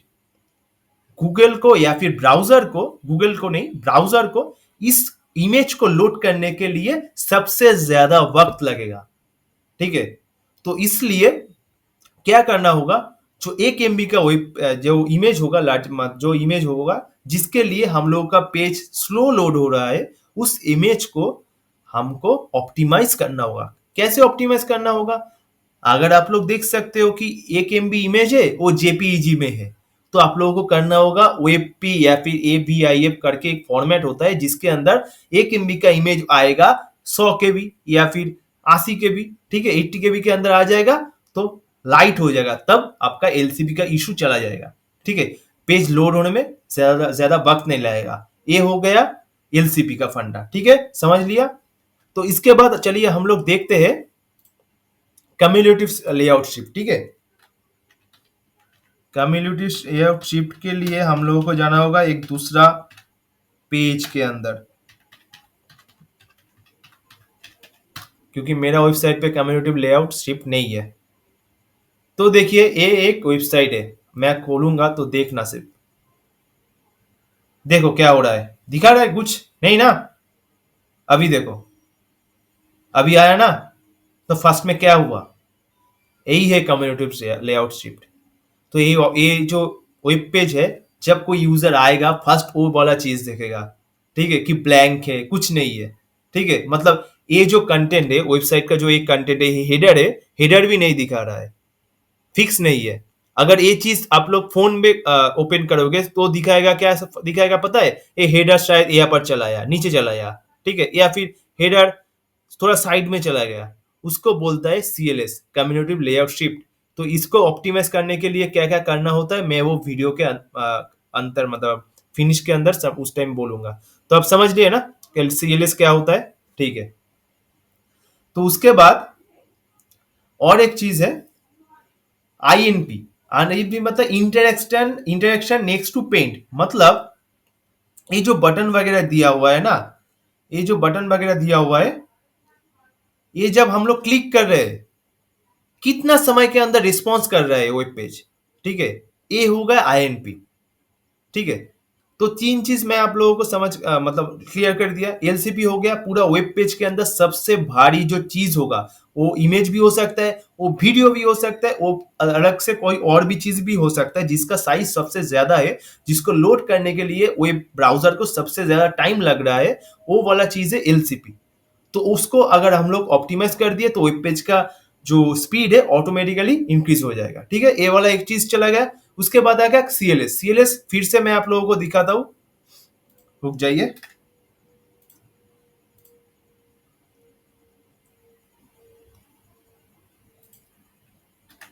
देखिए देखिए क्या हो रहा है, कुछ दिखा रहा है ना? कुछ नहीं था, अभी दिखाया। यही है CLS। ये सेम चीज अगर फोन पे भी हो सकता है। फोन के अंदर जाओगे तो ये जो हेडर है, ये वाला जो हेडर है, आप शायद देखोगे कि ये नीचे हो गया, ये फिर ये यहाँ पर साइड में हो गया। तो ये CLS इशू। ठीक है, कि एक ब्राउजर के अंदर एक स्ट्रक्चर दिखा रहा है और दूसरा कोई डिवाइस के अंदर या फिर ब्राउजर के अंदर दूसरा कोई स्ट्रक्चर दिखा रहा है। ये वाला हो गया CLS इशू। ये तीन चीजों पे लेकर होता है कोर वेब वाइटल। और भी एक चीज है, लेकिन मेन यही तीन ही चीज है। इन तीन चीज को अगर ऑप्टिमाइज कर दोगे तो वेबसाइट का पेज का जो स्पीड वगैरह है वो सब ठीक हो जाएगा। वेबसाइट का पेज आप लोग कैसे चेक करोगे, वो भी एक मैं दिखा देता हूँ आपको। आपको आना होगा पेज स्पीड इनसाइड स्पेसफी वेब.dev। ये गूगल का एक खुद का मतलब एक टूल है जहां से आप लोग पेज का स्पीड चेक कर सकते हो। ठीक है, तो देख ले, 13 मिनट हो गया। तो कोर वेब वाइटल हम लोग क्लियर कर दिया। ठीक है, तो पेज स्पीड ऑप्टिमाइजेशन ये मैं लास्ट में बोलूंगा, क्योंकि ये वाला चीज थोड़ा टेक्निकल और भी ज्यादा है, तो ये बोल लूंगा। तो इमेज ऑप्टिमाइजेशन मैं आप लोगों को बोल दिया कि अगर पकड़ लो जो इमेज का सब इमेज है, जेपीजी में इमेज है, जेपीजी का और जेपीजी व जेईजी, जो ये सब फॉर्मेट, जो पुराना जो फॉर्मेट होता है इमेज का, ये सब फॉर्मेट के अंदर ना तो इमेज का जो साइज होता है बहुत ज्यादा होता है, उससे एलसीबी ज्यादा इंक्रीज होता है, वेब ब्राउजर को लोड करने में दिक्कत होता है, ठीक है। तो इसलिए हम लोगों को क्या करना, हर इमेज को वेबपी या फिर एवीआई फॉर्मेट पे कर देना होगा। उसके लिए क्या होगा कि वो जो पेज होगा, जो इमेज होगा, उसको खराब भी नहीं होगा और उसका जो साइज है, साइज भी कम हो जाएगा, ठीक है। ये हो गया image optimisation. Page speed optimisation कैसे किया जाता है, CSS JS HTML क्या होता है, ये वाला चीज मैं लास्ट में बोलूंगा, क्योंकि ये थोड़ा बड़ा बड़ा बहुत बहुत ही टेक्निकल है, बहुत ही, ठीक है। ये वाला चीज लास्ट में बोलूंगा कि ऐसे यही मेन चीज है टेक्निकल का, ठीक है। तो देखो अभी भी नहीं दिखा रहा है, यहाँ पर दिखा देगा अभी। देखो मेरा वेबसाइट का, देखो मेरा वेबसाइट का जो पेज का जो स्पीड है उतना अच्छा नहीं है, क्योंकि मैं तो डेवलपर नहीं हूँ, ये मेरा खुद का वेबसाइट है, मैं तो डेवलपर नहीं हूँ, तो मतलब उतना मैं नहीं कर पाऊंगा। अगर मेरे साथ कोई डेवलपर था होगा तो मैं उसको बोल के मतलब कर पाऊंगा, ठीक है, कोई दिक्कत तो नहीं है। तो देखो मोबाइल के अंदर 64 स्पीड आ रहा है, ये एवरेज है, मॉडरेट, बहुत गंदा भी नहीं है, बहुत अच्छा भी नहीं है। लेकिन डेस्कटॉप के अंदर देखो 94, मैंने डेस्कटॉप में, देखो मैं तो पूरा डेवलपर नहीं हूँ, मैं एसीओ स्पेशलिस्ट हूँ या फिर एसीओ में काम करता हूँ, ठीक है। तो एसीओ एक मेरा काम है मेनली। अगर मैं डेवलपर होता तो ये भी कर देता। तो देखो डेस्कटॉप के लिए मैंने बहुत ऑप्टिमाइज किया, स्पीड को ऑप्टिमाइज किया, वो काम भी कर दिया। तो 94 स्पीड बहुत है। तो यहाँ पर देखो एफसीपी दिखा रहा है, लार्जेस्ट कंटेंटेबल पेन दिखा रहा है, कम्युनिटी लेआउट शिफ्ट दिखा रहा है, सब कुछ दिखा रहा है, ठीक है। तो मोबाइल के अंदर ये वाला चीज देखो, मोबाइल के अंदर दिखा रहा है कि fast contentful paint 4.5 second, largest contentful paint 6.9 second, largest LCB 2.5 second के अंदर होना चाहिए। मतलब आपका जो वेबसाइट का सबसे ज्यादा भारी चीज है, साइज का चीज है, वो 2.5 सेकेंड के अंदर लोड होना चाहिए, तभी अच्छा है, नहीं तो नहीं अच्छा होगा, ठीक है। तो मेरा अच्छा नहीं है, मेरा फोन के अंदर मेरा जो एलसीपी का जो साइज, मतलब इमेज जो है, लोड होने में ज्यादा टाइम लग रहा है, इसलिए ज्यादा दिखा रहा है, ठीक है। ये वाला चीज हो गया, आपको दिखा दिया कैसे दिखना सकते हुए। तो इसके बाद हम लोग यूज करेंगे, हम लोग डिस्कस करेंगे structured data and rich snippet के बारे में, ठीक है। तो व्हाट इज स्ट्रक्चर्ड डेटा, मैं आपको पूरा प्रैक्टिकली दिखाता हूँ क्या है स्ट्रक्चर्ड डेटा। तो उसके लिए हम लोगों को जाना होगा गूगल पे, google.com पे जाना होगा।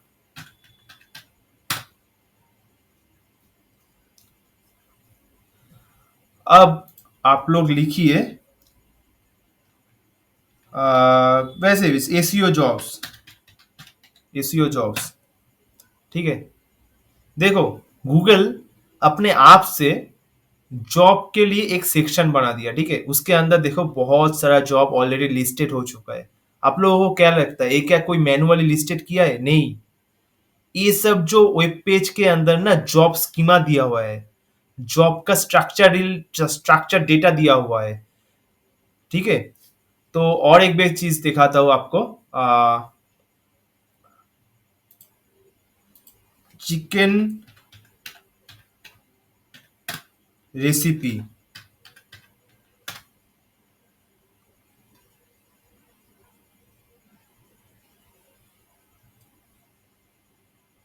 यहाँ पर देखो रेसिपी के लिए गूगल अपने आप से एक सेक्शन बना दे रहा है, ठीक है। ये होता है स्ट्रक्चर डेटा का काम। स्ट्रक्चरल डेटा क्या होता है, गूगल को हम, गूगल तो एक क्रॉलर है, एक तो रोबोट है, गूगल गूगल का तो रोबोट आता है ना। वो तो हम लोगों के जैसा एक मैनुअली तो नहीं समझ पाएगा कि ये चीज है, ये वो चीज है ना। तो उसको उसको मतलब आसानी से हम लोगों को देना होगा, इंफॉर्मेशन देना होगा। उसके लिए हम लोगों को मशीन लर्निंग या फिर कोई कोड वगैरह यूज करना होता है, ठीक है। तो आप लोगों को मैनुअली मैं दिखाऊंगा क्या होता है, क्या चीज होता है। एक जेसॉन एनएलडी का स्क्रिप्ट होता है, उसको स्कीमा बोलते हैं, ठीक है। वो यूज करने से ये सब होता है, ठीक है। इस पे देखो यहाँ पर क्या क्या दिया हुआ है, 4.8 स्टार, 118 रिव्यू, है ना। ये स्ट्रक्चर डेटा का काम है। इस रेसिपी के सेक्शन के अंदर ये जो रेसिपी वगैरह आ रहा है ना, ये भी एक स्ट्रक्चरल डेटा के लिए ही गूगल इसको फाइंड आउट कर पा रहे हैं। मतलब मेन चीज होता है स्ट्रक्चरल डेटा या फिर स्कीमा मार्कअप, ये सब हम लोग यूज करते हैं गूगल को मतलब बोलने के लिए कि मेरा कंटेंट या फिर मेरा ब्लॉग या फिर मेरा वेबसाइट इस टॉपिक के अंदर है। मतलब पकड़ लो कि तुम्हारा वेबसाइट के अंदर तुम जॉब का न्यूज़ देते हो या फिर रिक्रूटमेंट एजेंसी हो तुम, ठीक है? पकड़ लो, सबसे आसान पकड़ लो, तुम जॉब का न्यूज़ देते हो, हर दिन तुम जॉब का न्यूज़ देते हो, ठीक है? तो गूगल को हम लोग को बोलना होगा कि मेरा वेबसाइट पूरा जॉब के रिगार्डिंग ही है। तो मेरा वेबसाइट को तुम अपना जो जॉब का जो सेक्शन है उसके अंदर डालो। ये जो इस इंस्ट्रक्शन को देने के लिए हम लोग को स्ट्रक्चरल डेटा या फिर स्कीमा मार्कअप यूज करना होता है। समझ लिया? कोई दिक्कत तो नहीं? एक बार अब मैं आपको दिखाऊंगा कि कैसा दिखता है, ठीक है? चलो, फर्स्ट ऑफ ऑल मेरा वेबसाइट ही फर्स्ट देख लेते हैं।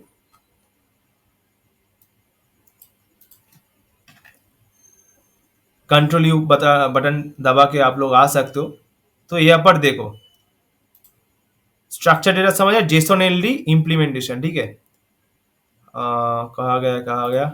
तो ये वाला चीज देखो, जेसन एलडी एक जावास्क्रिप्ट जैसे कि एक स्क्रिप्ट होता है, वैसे ही एक स्क्रिप्ट होता है। उस उतना इन डेप्थ पे जाने की कोई जरूरत नहीं है, क्योंकि मैं तो डेवलपर भी नहीं हूँ, और जो जो आप लोग ये वीडियो देख रहे हो वो भी आप लोग डेवलपर नहीं हो, सिर्फ एसीओ के लिए ही आप लोग देख रहे हो, है ना? तो हम लोगों का फोकस होगा एसीओ के लिए। तो यहाँ पर देखो, एक अलग से एक सिर्फ क्रॉलर के लिए एक डिफाइन करके दिया हुआ एक कोड है, जहां से क्रॉलर आएगा, क्रॉलर को आसानी होगा समझने के लिए कि एक क्या है। तो देखो, मेरा होम पेज है, फिजियोथेरेपिस्ट का एक होम पेज है, फिजियोथेरेपिस्ट क्लिनिक का होम पेज है। वहां पर देखो क्या क्या मैंने स्क्रिप्ट दिया है, जेसन एलडी स्क्रिप्ट दिया है, ठीक है? ये जो स्ट्रक्चर डेटा इम्प्लीमेंटेशन के लिए हम लोग जेसन एलडी सिर्फ यूज करते हैं, ठीक है? तो देखो, script type application LD plus JSON, हम लोग इस टैग से, इस लाइन से गूगल को बोल दे रहे हैं, क्रॉलर को बोल दे जेसन एलडी का स्कीम है, ठीक है? तो कंटेक्स्ट है, स्कीमा मार्कअप, स्कीमा दे दिया। ये है ऑर्गेनाइजेशन स्कीमा, मतलब एक ऑर्गेनाइजेशन है, उसका वेबसाइट, खुद का वेबसाइट है, ठीक है? वो खुद का वेबसाइट इंडेक्स करवाना चाह रहे हैं, तो तुम आओ, तुम क्रॉल करो, इंडेक्स करवाओ ज्यादा के ज्यादा। ये मतलब बहुत इंपॉर्टेंट है आज के दिन पे। हाँ, आप समझ लो कि जो जो चीज हर बंदा नहीं कर रहा ना, वो सब चीज इंपॉर्टेंट है एसीओ के अंदर, ठीक है? ये सब थोड़ा टफ है, तो ये सब बहुत लोगों को नहीं पता। तो ये सब अगर कोई एसीओ का बंदा करे, तो उसका पेज ज्यादा से ज्यादा इंडेक्स होगा, ज्यादा से ज्यादा रैंक भी करेगा, ठीक है? तो यहाँ पर देखो, ये ऑर्गेनाइजेशन कीमा है, तो इसके अंदर नाम दिया हुआ है, ओनर का नाम दिया हुआ है, यूआरएल दिया हुआ है, ईमेल आईडी दिया हुआ है, फोन नंबर दिया हुआ है, टाइप दिया हुआ है, कांटेक्ट पॉइंट दिया हुआ है, सोशल मीडिया का लिंक दिया हुआ है। उसके बाद एफएक्यू स्कीमा होता है, देखो ये एफएक्यू स्कीमा है, मतलब इसके अंदर मैं दिखाता हूँ आपको।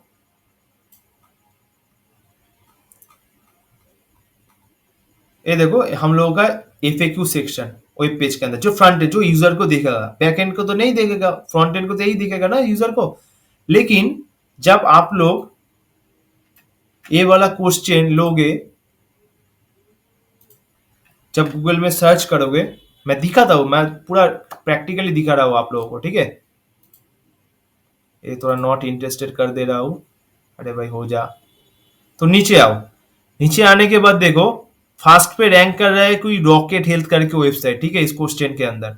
लेकिन उसके नीचे देखो, पीपल ऑल्सो आस्क करके गूगल तुम यूजर को दिखा दे रहा है कि ये वाला क्वेश्चन भी यूजर लोग पूछते हैं, तो आप लोग इंटरेस्टेड हो कि नहीं, ठीक है? तो जब यहाँ पर जाओगे, तो यहाँ पर देखो दूसरा कोई वेबसाइट आ रहा है ना। तो इस चीज को थोड़ा ऑप्टिमाइज करने के लिए हम लोग अगर चाहे कि हम लोगों का जो वेबसाइट है, वेब पेज है, इट्स पीपल ऑल्सो आस्क पे भी है, तो इसलिए हम लोगों को एफएक्यू स्कीमा यूज करना होता है, ठीक है? ये बहुत टेक्निकल है, अगर इन डेप्थ वीडियो चाहते हो इसके अंदर, इसके रिलेटेड, तो कमेंट कर देना, ठीक है? मैं वीडियो बना दूंगा, ठीक है? बहुत इन डेप्थ है। हाँ, तो ये वाला चीज समझ ले आप लोग। तो यहाँ पर एफएक्यू स्कीमा दिया हुआ है, ऐसे तरह की बहुत सारा स्कीमा होता है, सर्विस स्कीमा होता है, प्रोडक्ट स्कीमा होता है, ठीक है? बहुत कुछ होता है, बहुत कुछ होता है, ठीक है? जैसे कि देखो, ये जो दिखा रहा है ना, ये वाला रिच सिम, इसको रिच स्निपेट बोलता है, ठीक है? इसके अंदर अगर हम लोग जाए, देख तो चलो देख लेता हूँ हम लोग।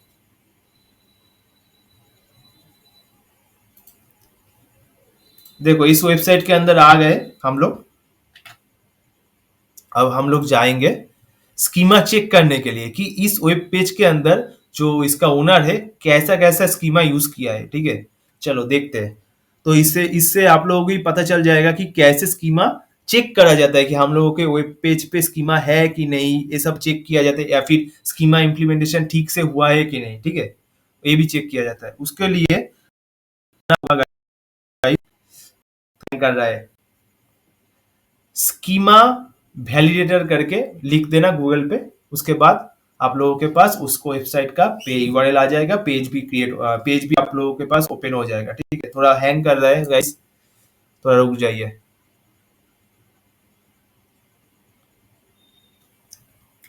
थोड़ा एडजस्ट करना होगा गाइस, इतना बड़ा तो यूट्यूब चैनल नहीं है, लैपटॉप भी बहुत पुराना हो चुका है। तो आओ यहाँ पर, इस वेबसाइट का लिंक भी मैं दे दूंगा डिस्क्रिप्शन के अंदर। ये टूल है, ये समझ लो टूल है कि चेक करने के लिए कि कैसा कैसा वेब पेज का स्कीमा यूज हुआ है। ठीक है, तो रन टेस्ट करो।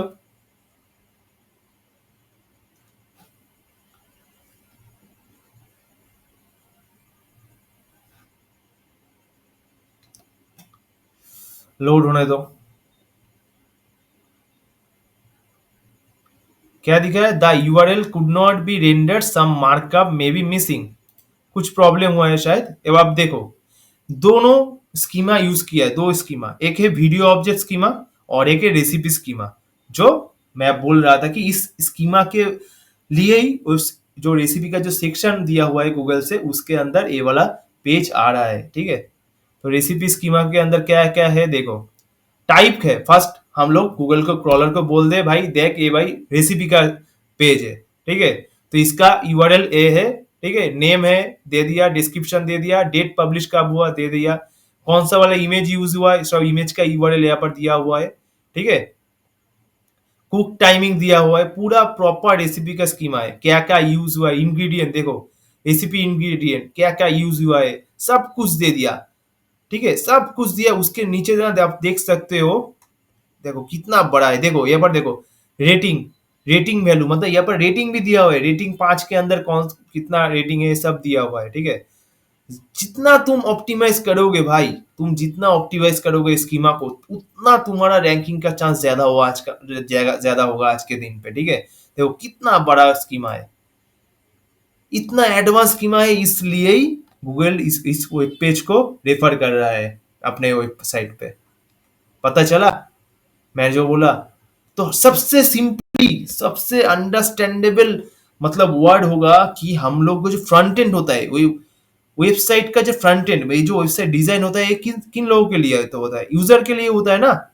तो स्ट्रक्चर यूज होता है, स्ट्रक्चरल डेटा या फिर स्कीमा मार्कअप या फिर आप बोल सकते हो रिच स्निपेट, ये सब चीज यूज होता है गूगल क्रॉलर के लिए।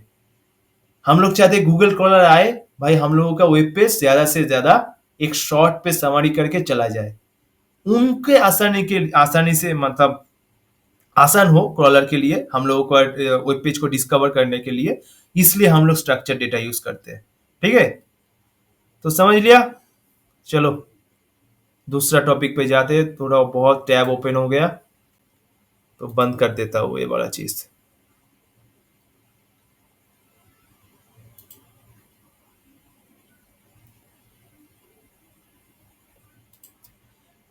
उसके बाद क्या आता है, ये सब तो बोल दिया। बहुत सारा स्कीमा होता है। आप अगर आपका आर्टिकल होगा तो आर्टिकल स्कीमा दे सकते हो, एफएक्यू स्कीमा दे सकते हो, प्रोडक्ट अगर आपका प्रोडक्ट बेस्ड कोई कंपनी है, प्रोडक्ट का पेज है, प्रोडक्ट स्कीमा भी दे सकते हो। ठीक है, बहुत सारा स्कीमा है। तो इसके एक अलग से वीडियो हो सकता है, पूरा डिटेल में 2 घंटे के लिए एक अलग से वीडियो हो सकता है इसके लिए सिर्फ। ठीक है, तो टूल्स भी बता दिया आप लोगों को कि स्कीमा वैलिडेटर कहाँ से आप चेक कर सकते हो। ठीक है, और एक भी होता है गूगल रिच रिजल्ट करके, वहां से भी आप लोग चेक कर सकते हो।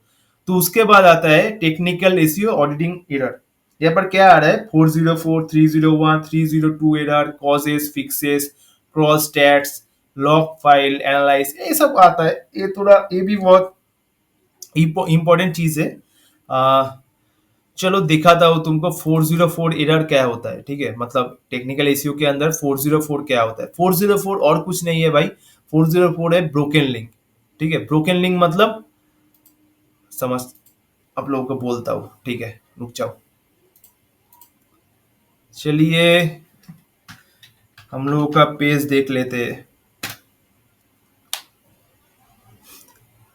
तो देखो ये सब पेज हम लोगों का इंडेक्स ऑलरेडी हो चुका है।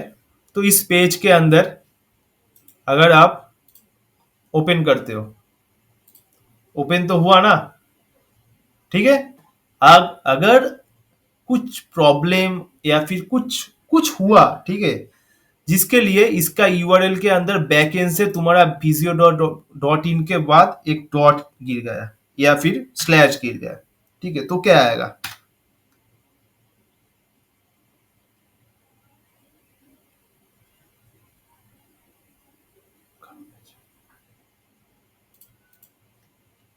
सॉरी सॉरी गलत बोल दिया थोड़ा। इसके अंदर अगर तुम एक गलत पाथ लिख दिया, मतलब देखो, रुक जाओ, मैं भी कंफ्यूज हो गया थोड़ा। अरे इतना हैंग कर रहा है पेज, रुक जाओ दिखाता हूँ। हाँ तो ये वाला देखो, ये हम लोगों का सर्विस पेज है, ठीक है। तो इसका यूआरएल थोड़ा देखो, physio Vishwanath dot in slash services करके हम लोगों का यूआरएल है, ठीक है।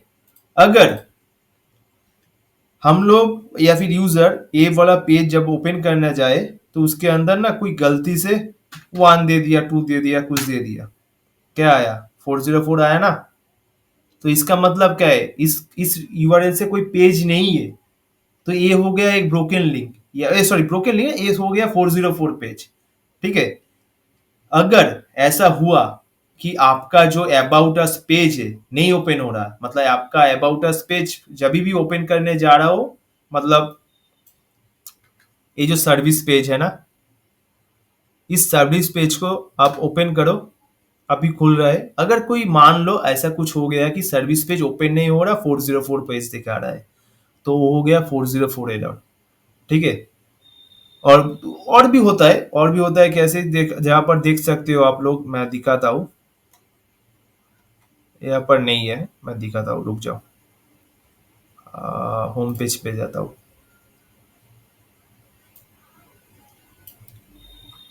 ये देखो यहाँ पर बहुत सारा ब्लॉक दिया हुआ है, ठीक है, ये तो इंटरनल लिंक किया हुआ है।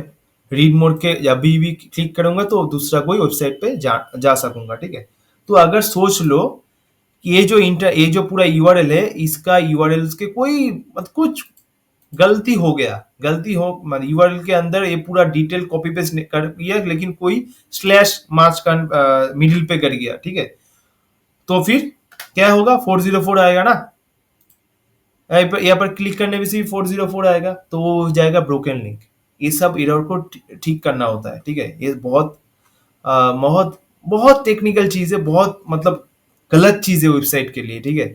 मैं आपको दिखाता हूँ क्रॉस स्टैट्स पे जाकर। देखो यहाँ पर क्या दिखा रहा है, जब जब भी तुम्हारा जो वेबसाइट का यूआरएल है, यूआरएल अगर ठीक से ओपन हो रहा है, तो वो गूगल का क्रॉलर के लिए वो सोचेगा कि 200 कोड, मतलब वो ठीक ओपन हो रहा है, कोई प्रॉब्लम नहीं, दिक्कत नहीं है, ठीक है।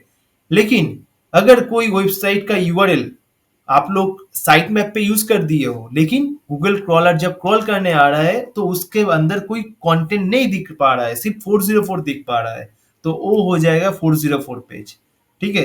तो ये चीज हम लोगों को यूज करना होता है। तो अभी हम लोग पूरा सीधा अंदर चला जाएंगे कि क्रॉल स्टैट्स को ऑप्टिमाइज करने कैसा होता है, ठीक है। अगर आप समझो, मैं बोल देता हूँ कॉल बजट जो ऑप्टिमाइजेशन होता है या फिर कॉल स्टैट्स। अगर आप समझ लो कि ये जो ओके वाला चीज है, ओके वाला चीज है 50%, 73% है ना, ऐसे आप समझ लो कि 50% है, और नॉट फाउंड है 49%, और 1 है मूव परमानेंटली, ठीक है, ऐसा करके। ये अगर होगा बहुत गंदा चीज होगा, क्योंकि इसका मतलब क्या है समझ सकते हो? इसका मतलब एक ट्रोलर आ रहा है, सिर्फ तुम्हारा पेज पूरा वेबसाइट के अंदर 50% वेब पेज वो वो ठीक से क्रॉल कर पा रहा है, ठीक है, तो उसका कंटेंट पा रहा है, लेकिन तो और 50% या फिर 40% से भी ज्यादा पेज है जो तुम्हारा ओपन ही नहीं हो रहा, तो वो तो रेड फ्लैग हो गया टेक्निकल एसईओ के अंदर। अगर ऐसा होगा तो तुम्हारा जो ट्रैफिक है ना, ट्रैफिक तो गिरेगा ही, और ज्यादा से ज्यादा गूगल इंडेक्स जो पेज ऑलरेडी इंडेक्स हो चुका है उसको भी डी इंडेक्स कर देगा। मतलब ACRP से गूगल से हटा देगा। ठीक है, तो ये हम लोगों को क्या करना होगा, ये जो 404 पेज है, ये 404 पेज को हम लोगों को क्या करना होगा, मैं दिखा देता हूँ एक बार, एग्जाम्पल देके दिखा देता हूँ। अब पकड़ लो कि physio.com/services, ये वाला पेज हम लोग जब ओपन कर रहे हैं तब आ रहा है कि 404 पेज। ठीक है, और ये पेज हम लोग क्या किया, हम लोग साइट मैप में भी हम लोग इस वाला पेज को लिस्ट किया। ठीक है, तो इसका मतलब क्या है, गूगल समझ रहा है कि ये वाला पेज बहुत इंपॉर्टेंट है, वो तो क्रॉल करने जाएगा, डिसअलाउ करके भी नहीं रखा हुआ है, शायद नो इंडेक्स भी नहीं दिया हुआ है। तो उस टाइम हम लोगों को क्या करना होगा, उस टाइम हम लोगों को करना होगा कि ये जो सर्विसेज पेज है, इस सर्विसेज पेज को 301 परमानेंट रीडायरेक्ट करना होगा एक अच्छा वेब पेज पे। मतलब जिस वेब पेज अगर हम लोग खोलने जाए, ठीक ठाक से खोल रहे हैं, शायद आप पकड़ लो कि physio.com, मतलब इसका होम पेज। ठीक है, इसका होम पेज पकड़ लो, ठीक से ओपन हो रहा है, तो हम लोग इस पेज को, जो पेज ओपन नहीं हो रहा, समझ लो, फिर से समझ लो, ये जो पेज ओपन नहीं हो रहा, इस पेज को 301 परमानेंट रीडायरेक्ट कर दिया physio.com पे। इसके बाद से क्या होगा, जब भी कोई यूजर physio.com सर्विसेज पे आने का इच्छा, मतलब आने का कोशिश करेगा, तो डायरेक्ट 404 पेज, इस 404 पेज के अंदर नहीं आएगा, डायरेक्ट physio.com पे चला आएगा। तो इसका मतलब क्या हो गया, 404 का जो एरर है, 404 एरर चला गया। ठीक है, ये हो गया 404 एरर क्या होता है, 404 का एरर कैसे ठीक करा जाता है। ठीक है, इसके बाद हम लोग दिखाएंगे कि 301 रीडायरेक्ट क्या होता है। ठीक है, 30 रीडायरेक्ट तो हम लोग तुमको बोल दिया कि ये वाला जो फिजियो सर्विस को वो परमानेंटली, मतलब इसके बाद कुछ चेंज नहीं होगा, physio.com पे चला जाएगा। ठीक है,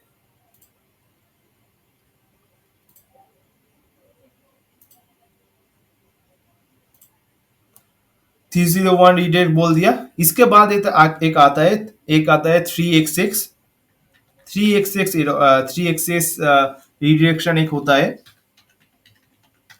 ये होता है टेम्पोररी रीडायरेक्ट, टेम्पोररी। ठीक है, टेम्पोररी एक रीडायरेक्ट होता है। ये कब होता है, अगर आपका वेबसाइट कोई मेंटेनेंस पे गया है, मतलब आपका वेबसाइट पे काम हो रहा है, पब्लिश होने के बाद भी काम हो रहा है, इस एक वेब पेज पे आप पकड़ लो कि इस सर्विस पेज को ही पकड़ लो, इस पेज के अंदर कोई काम हो रहा है, मतलब फ्रंट एंड डेवलपमेंट के अंदर स्ट्रक्चर बहुत काम हो रहा है, तो उस टाइम तो यूजर जब आएगा, तो जब काम होगा ना रनिंग टाइम के ना, वो खूब गंदा दिखाता है, मतलब हिडर इस तरह चला जाता है, बहुत गंदा दिखाता है। तो इसलिए उस टाइम हम लोगों को यूज करना होता है 3xx रिडायरेक्शन। तो इसका मतलब टेम्पोररी रिडायरेक्शन। तो कुछ देर के लिए हम लोग क्या करने वाले हैं, क्या करना होता है, physio.com पे रिडायरेक्ट कर देंगे। तो क्या होगा, जब आएगा क्रॉलर या फिर कोई यूजर आएगा इस पेज के अंदर, वो डायरेक्ट physio.com पे चला आएगा, और फिर से जब हम लोगों का मेंटेनेंस का काम खत्म हो जाएगा, तो फिर से हम लोग फिजियो ये जो रूल था रिडायरेक्शन, ये रिमूव कर देंगे। ठीक है, लेकिन फर्स्ट वाले में क्या होता, परमानेंट रिडायरेक्ट होता, लेकिन वो रिमूव नहीं करा जा सकता। ठीक है, ये वाला चीज हो गया आप लोगों को मैं बोल सकता हूँ, अपने जबोंग जबोंग याद है आप लोगों को, जबोंग करके एक jabong.com, देखो jabong.com जब हम लोग खोल रहे हैं, क्या खोल रहे हैं, myntra.com खोल रहा है। क्यों खोल रहा है पता है, क्योंकि jabong.com जब था ना, उसको उस कंपनी को मिंत्रा ने खरीद लिया, तो jabong.com का जो डोमेन है उसको परमानेंटली रिडायरेक्ट कर दिया myntra.com पे। ये होता है, मतलब 301 जो परमानेंट रिडायरेक्शन जो यूज होता है, ये सब ओनरशिप ट्रांसफर में भी काम होता है, ब्रोकन लिंक फिक्स्ड पे भी काम होता है। ठीक है, जो भी ब्रोकन लिंक होगा, फर्स्ट ऑफ ऑल तो ब्रोकन लिंक तुमको चेक करना होगा। कैसे चेक करोगे broken link, broken link check करने के लिए आप लोगों को ब्रोकन लिंक चेकर करके एक गूगल सर्च पे आप लोग सर्च कर पाओगे। यहाँ पर आने के बाद जिस वेब पेज का ब्रोकन लिंक चेक करना होगा उस वेब पेज का लिंक देना, फाइंड ब्रोकन लिंक देखना, ठीक है। देखने के बाद जो जो ब्रोकन लिंक आएगा उस ब्रोकन लिंक को बैक एंड पे जाओगे। जाने के बाद ब्रोकन लिंक मतलब 404 ओपन हो रहा है, ठीक है, क्लियर। तो उस जाने के बाद जो पेज अच्छा ओपन हो रहा है तो उसके अंदर तुम रिजेक्ट कर देना, परमानेंट रिजेक्ट कर देना, तो तुम्हारा तो जो एरर फिक्स है एरर फिक्स ठीक हो जाएगा। ओके, तो इसके बाद आ गया सब कुछ तो हो गया शायद। क्रॉस स्टैट ऐसे देख सकते हो, ठीक है। यहाँ से देख सकते हो, यहाँ पर सब दिखा देगा कि कौन सा वाला, देखो परमानेंटली मूव परमानेंटली दिखा रहा है, तो ये सब दिखा रहेगा। तो इसका नीचे देखो बाय पावरफुल रिफ्रेश डिस्कवर, तो इसका मतलब क्या है, इसका मतलब एक ट्रॉलर आ रहा है, गूगल का ट्रॉलर बॉट आ रहा है। आने के बाद तुम्हारा पूरा वेबसाइट एक 21 पेज है ना, 21 पेज का अगर हम लोग 100% पकड़ लेते हैं तो उसके अंदर 89% वो सिर्फ आने के बाद रिफ्रेश कर रहा है। रिफ्रेश मतलब क्या बोले, हम लोग जैसे क्या करते हैं, एक वेबसाइट पे अंदर आए उसको ये वाला चीज रिफ्रेश करे, सेम ही तो ओपन हुआ ना। तो इसका मतलब क्या है, गूगल को नया कोई कंटेंट नहीं वगैरह नहीं मिल रहा हम लोगों का वेबसाइट से, ठीक है। तो सिर्फ आ रहा है, सिर्फ रिफ्रेश करके चला जा रहा है, ठीक है। डिस्कवरी मतलब नया कंटेंट हम लोग जो डाल रहे हैं, नया नया चीज हम लोग इंट्रोड्यूस कर रहे हैं, तो गूगल क्रॉलर आ रहा है, नया चीज क्रॉल कर रहा है, तो वो ही डिस्कवरी कॉल हो गया, ठीक है। ये सब हो गया। तो इसके बाद क्या क्या क्या चीज हम लोगों को करना है अभी, पेज स्पीड ऑप्टिमाइजेशन, ये वाला चीज सीखना है अभी भी, है ना। और इसके बाद हम लोगों को ये भी टॉपिक यूज करना, मतलब डिस्कस करना है, क्रॉल बजट ऑप्टिमाइजेशन और पेज स्पीड ऑप्टिमाइजेशन, है ना। तो हम लोगों के पास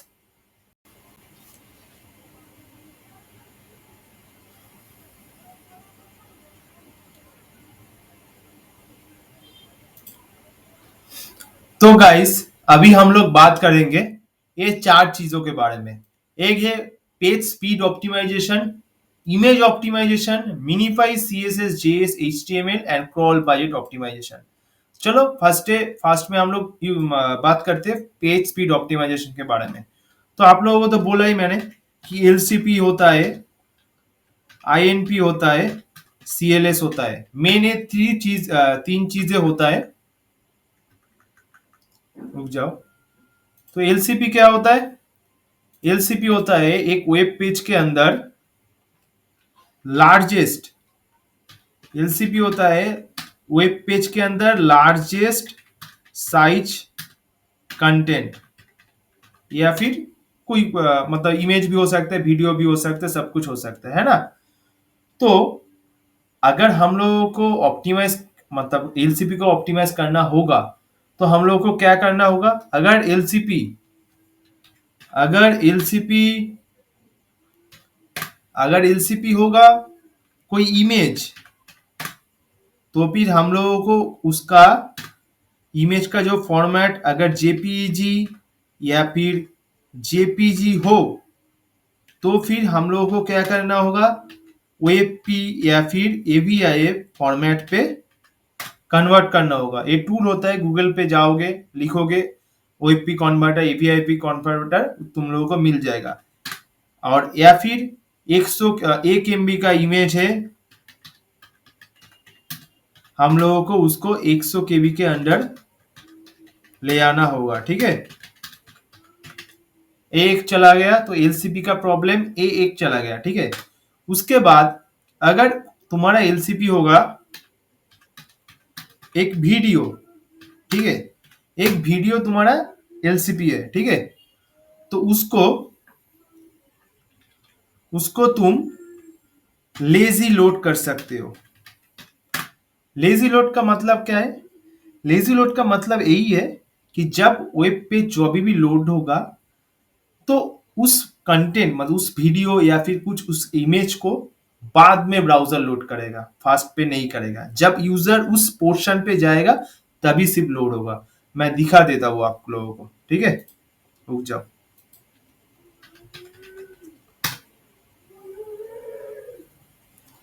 आप सोचो ये जो नीचे आया मैं, आप देख पाए हो, ये देखो फिर से और एक बार देखो, मैं लोड कर रहा हूँ, ठीक है। जब मैं वेबसाइट पे आया, वेब पेज पे आया, मेरे पास एक हीरो सेक्शन आ रहा है, ठीक है। इसके नीचे आओ, जैसे ही हम लोग नीचे आएंगे, देखो नाम आया, ये तो एनिमेशन हो गया, लेकिन देखो इमेज कितना बाद लोड हुआ, है ना। रुक जाओ, मैं एक बार इनकॉग्निटो पे दिखा देता हूँ, ये बार तो कैशे ले लिया, मैं एक बार इनकॉग्निटो पे दिखाता हूँ तुम लोगों को। इनकॉग्निटो शायद वो लोड नहीं दिखाएगा। ये जो दिखा ना, इस सब में लेजी लोड दिया हुआ है। इसका मतलब क्या है, फास्ट ब्राउजर ये वाला चीज लोड करेगा, इसके बाद ये वाला चीज लोड करेगा। तो इससे क्या हो जाता है, ब्राउजर के अंदर जो प्रेशर होता है, लोड होता है, लोड कम हो जाए, तो इसके वजह से वेब पेज का स्पीड भी इंक्रीज हो जाता है, ठीक है। वीडियो को लेजी लोड कर देना, ठीक है। उसके बाद जो अगर कोई इमेज वगैरह होगा, सब इमेज को एपी पे करना, एवीआई पे करना, और साथ में लेजी लोड भी टैग देना, ठीक है। लेजी लोड टैग देना, हाँ। लेकिन एबव द फोल्ड जो इमेज होगा,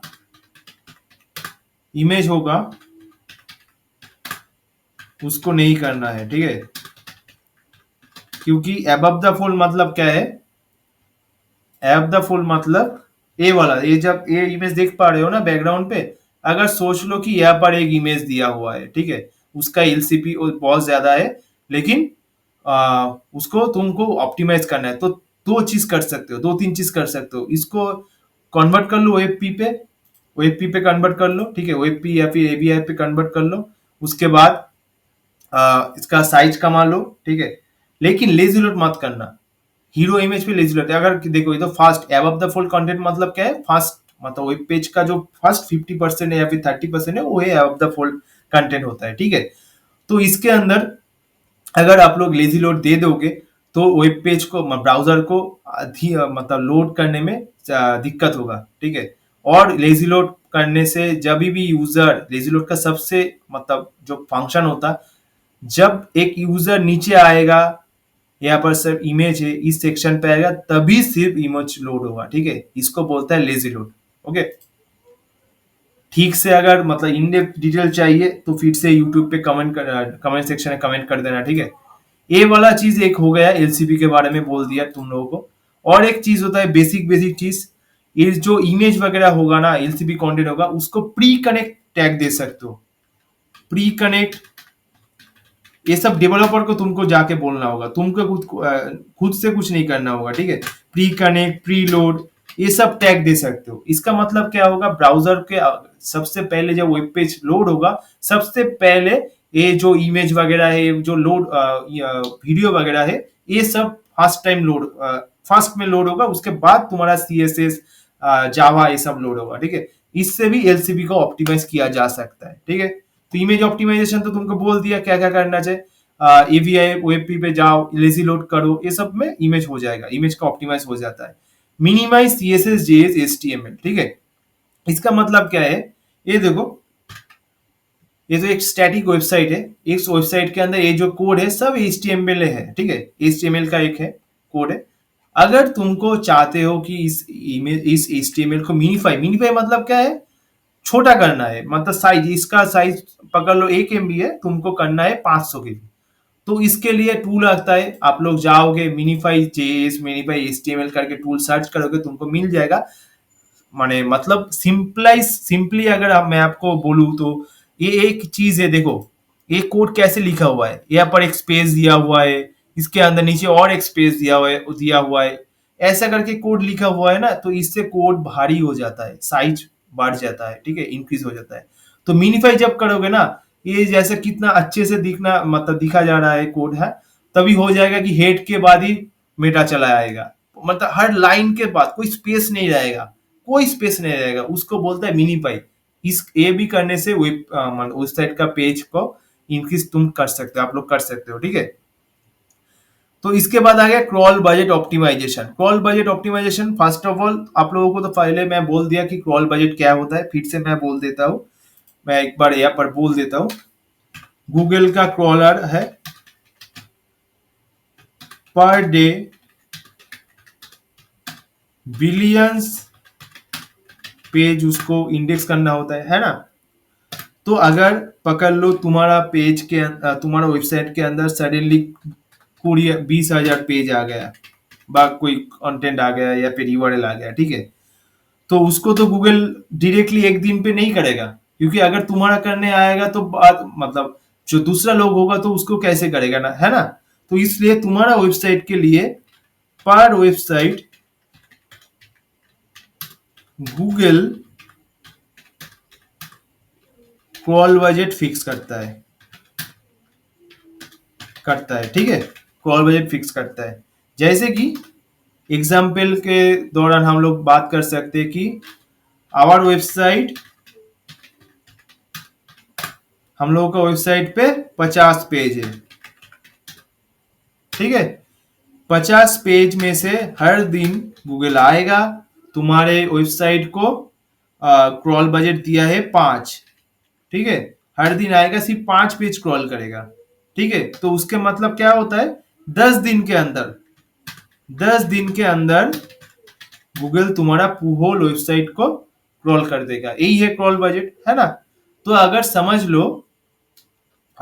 लो कि आ, ये तो छोटा बात हो गया, ये क्रॉल बजट ऑप्टिमाइजेशन ज्यादातर ई कॉमर्स साइट पे होता है। तो ई कॉमर्स साइट पे तो बहुत पेज होता है, जैसे कि आप पकड़ लो कि आपका वेबसाइट पे 50,000 पेज है, 50,000 पेज है, ठीक है, 50,000 पेज के अंदर सिर्फ ठीक ठाक मतलब अच्छा पेज है, मतलब आप लोग चाहते हो कि इंडेक्स हो, उसके ट्रैफिक आए, ऐसा पेज है आप लोगों के पास 26,000, है ना, 26,000 पेज है।